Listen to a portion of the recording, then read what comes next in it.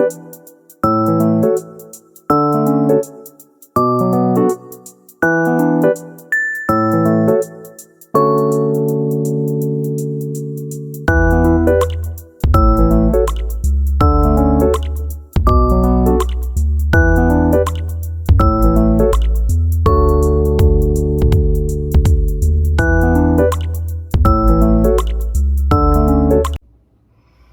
friends, I'm Lori the Frugal Mom.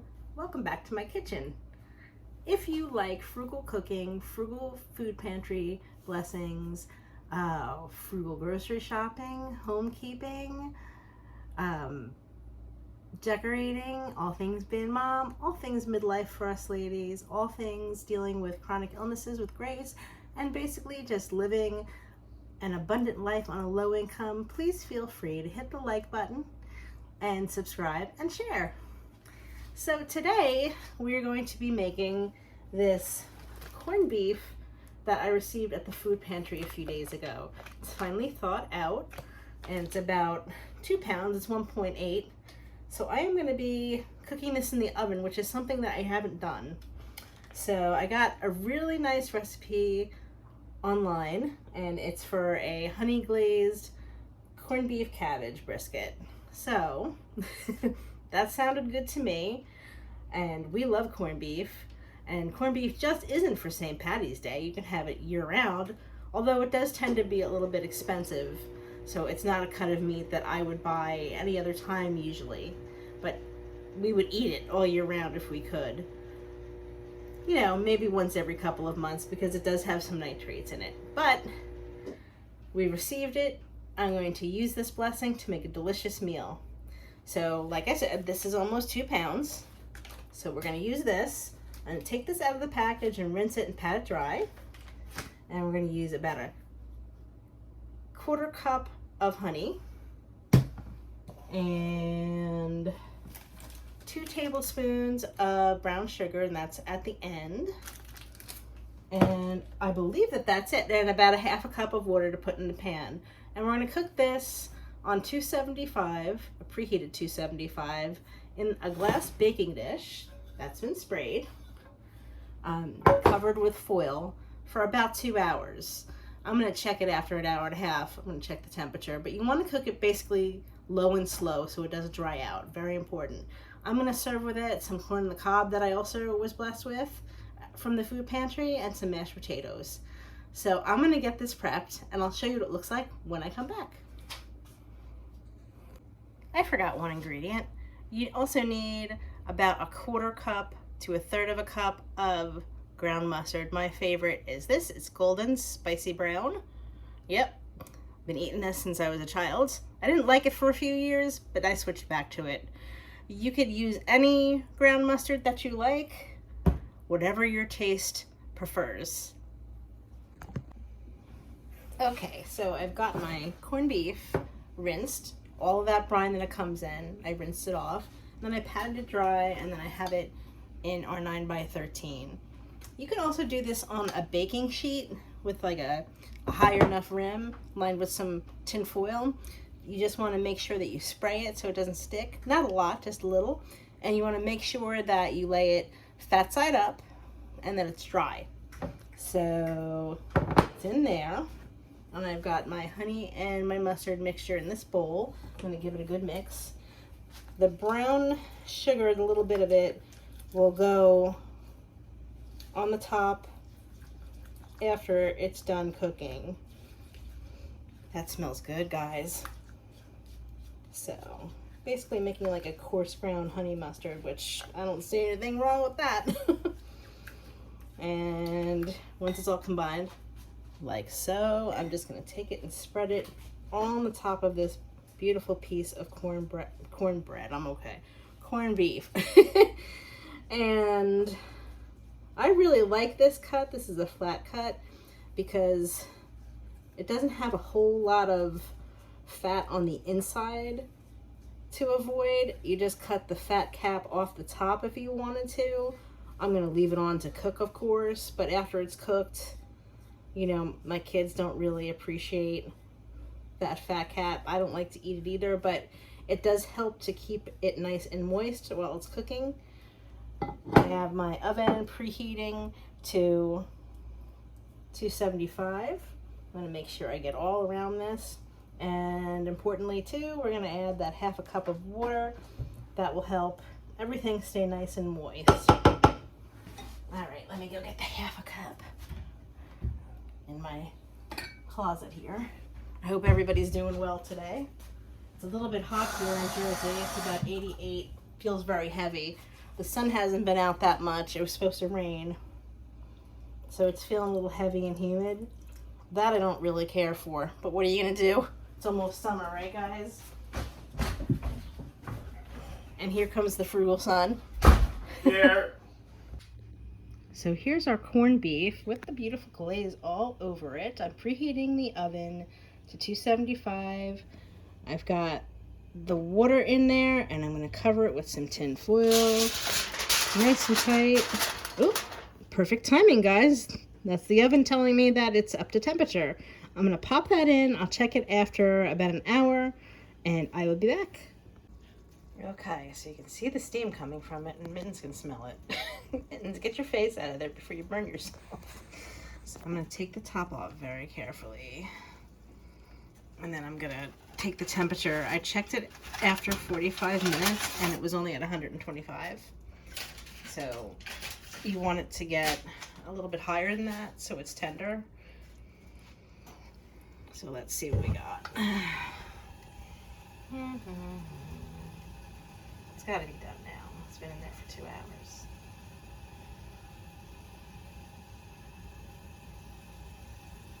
It's 60, 180. You got 180? No. All right, so we're not quite there yet. So I'm going to put it in for another half hour. I'm going to cover it back up, and we'll check in a minute.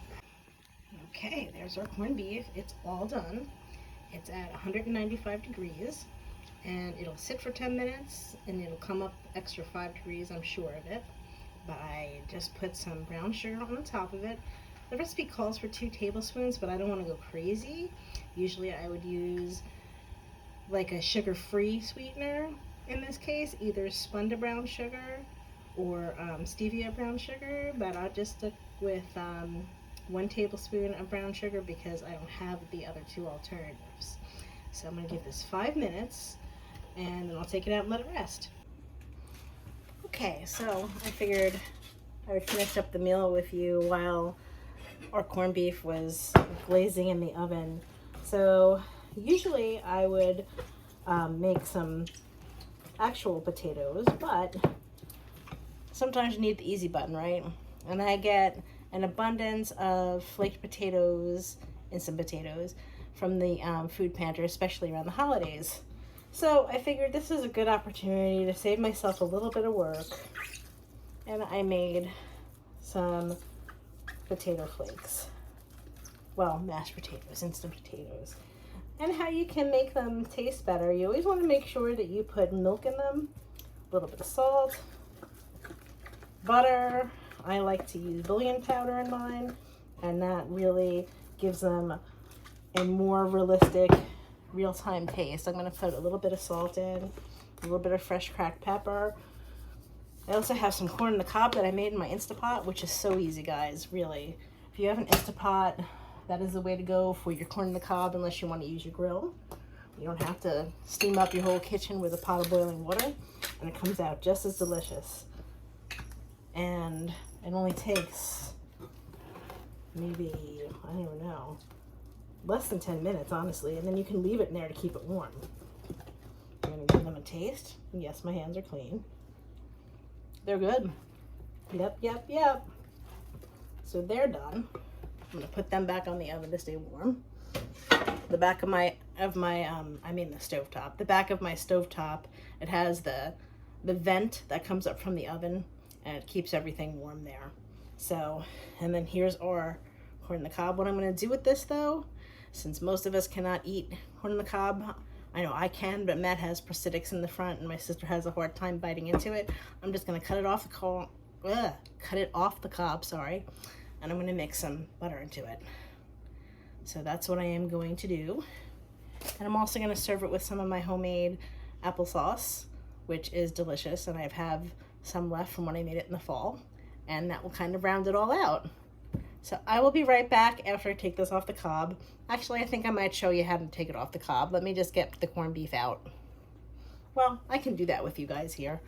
Let me grab my other pot holder, because I do not want to burn myself. That would stink, right? Don't mind me. Real kitchen, real mess. Actually, it's not that messy. It's just that I have a lot of stuff out at once. That pile of cake frosting is a funny story. I have the oven open, so the meat isn't going to dry out.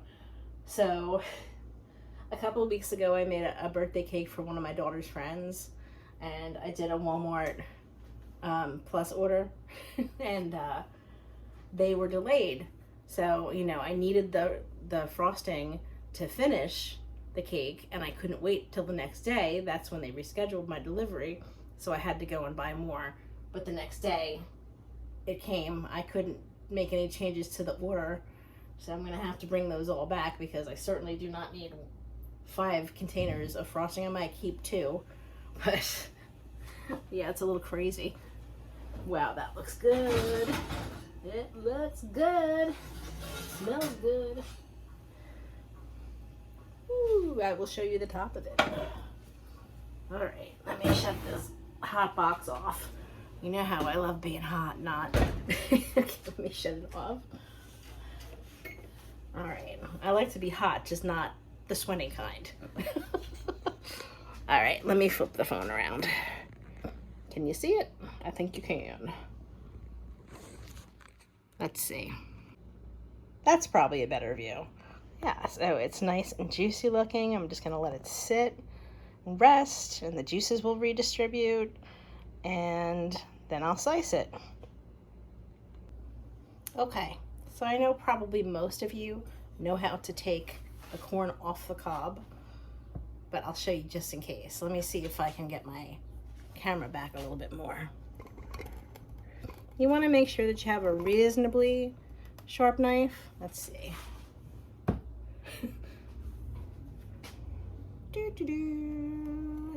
Real life, low tech channel. There we go. Okay, so this is a comfortable size knife for me, so that's the one I'm going to go with. So since this does not have, this ear of corn rather, does not have like a flat top, and it's not like boiling hot anymore, I've had it out of the Instapot for a few minutes, I am just going to hold it from the top. And you just take your knife and you go all the way down the cob, and there you go.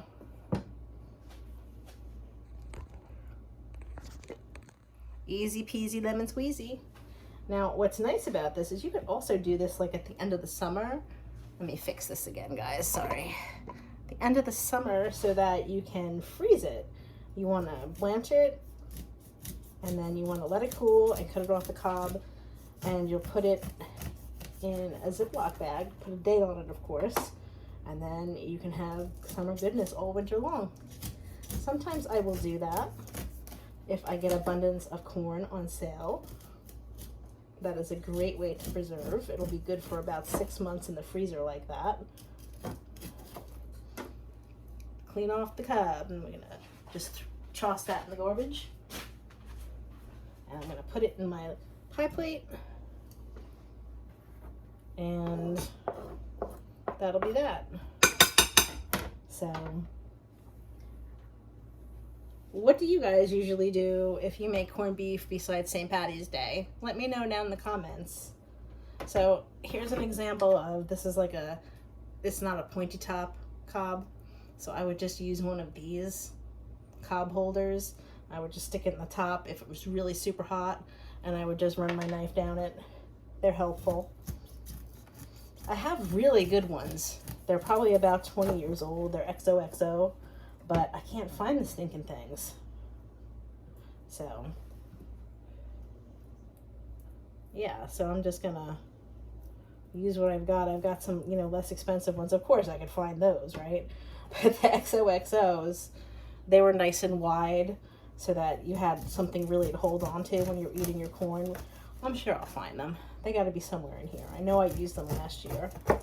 So I got the little pieces of silk that I'll take off. And I also have like a silk removing brush.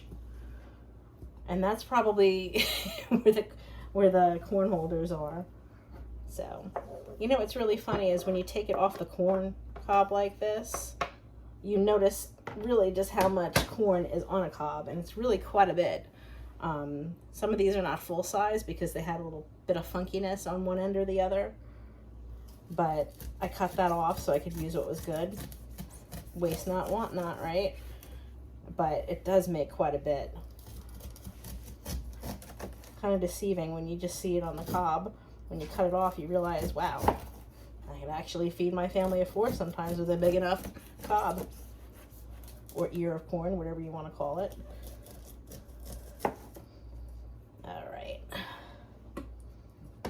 And if you wanted to try to make it sweeter, if you don't have particularly sweet corn, if it's not really like the season for it yet, you can add a little bit of sugar to your water. Again, I'm diabetic, so I choose not to do that. And I limit how much corn I have. It's sad, but I do because it's considered a carb. But I'm still happy to have my little 1/4 of a cup of it.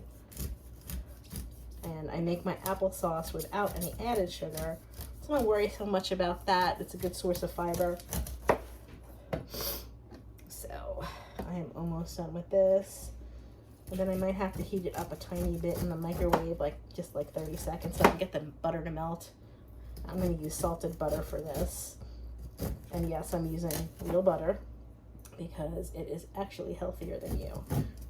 I know, it's so funny how like trends change and research proves different things differently over the years. I remember real butter being bad for you. And you can eat more than 2 eggs in a week because of the cholesterol. Now all of that's been proven false. Margarine is actually not great for you. All the hydrogenated oils, and eggs are a healthy protein. And you know, you could have 2 of them a day if you wanted to, as long as you don't have ultra high cholesterol. But that's just life, right? Things just keep changing. So I'm gonna mix my butter into the corn. I'll be right back. Look at that corned beef. Look at the glaze on top. And there's a little piece of the top. I tasted it. It's delicious. It's just enough for us. Almost 2 pounds. We each have 3 or 4 slices. And it'll be perfect with the mashed potatoes, the corn, and the applesauce. Here's the corn now. Yes, when you cut it off the cob like that, it comes out in clumps. If you want all your kernels separated, by all means, go ahead and break it up either with your fingers or a spoon, but this doesn't bother us. I've put some salted butter in it just a little bit. I'm going to stir it around a little bit more, and I'm going to get out my applesauce, and I will show you what it looks like when it's all plated up. Here is my plate with my homemade applesauce on the side. It looks and smells delicious. Let's have a taste. So here's something that I realized. Everything that I made tonight for dinner, it came from the food pantry, whether I got it last week or I got it several months ago and I just had it in my pantry.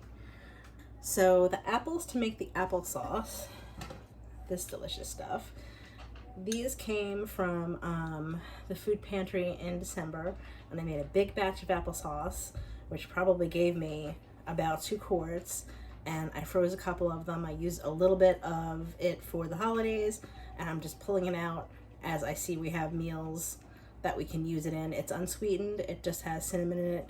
I know I've made a video.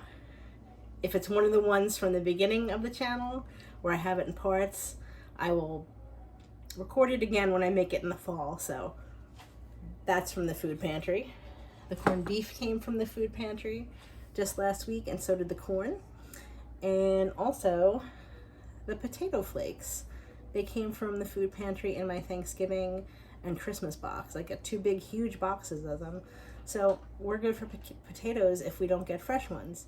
So you see, you can really make a meal and feed your family with things that you get from the food pantry. Sometimes you just have to be a little creative, and even though I don't normally like to turn my oven on when it's warm outside, I made sure the house was nice and cold. It's not that hot today, so I planned it out right. You know, you got to use what you have and be resourceful, right? And I am very, very thankful that we were blessed with all this wonderful food to fill our bellies.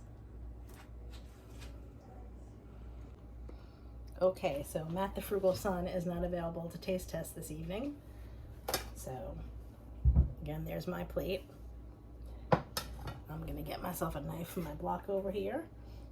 And let's have a taste, y'all.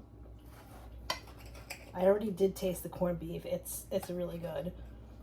There it is. It's nice and tender and flavorful. You can taste the mustard, the little bit of sweetness from the brown sugar.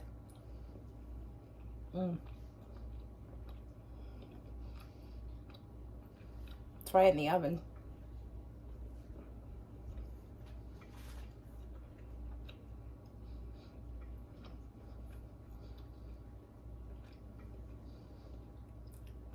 I also like to dip it in the applesauce, guilty, but I'm going to also do some mustard, and something I've liked to do since childhood. Who else likes to do that? The corn and the potatoes together. The corn is so sweet, which is surprising because it's really not in season here in New Jersey yet, so it must have been imported from another state. But it's crispy, it's sweet, it's got that nice taste of butter, and the potatoes, you can't even tell that they're from a carton. And I know that the applesauce is good because I've been making it for over 20 years. So I hope that you guys have enjoyed watching me make this recipe and this meal, showing you how to utilize some of what I got from my food pantry. And again, if this is content that you enjoy, please feel free to join our little community. I would love to have you. Hit like, please share, and subscribe. And as always, I am sending lots of love from New Jersey. I hope you guys have a wonderful evening, and I look forward to seeing you in the next one. Bye.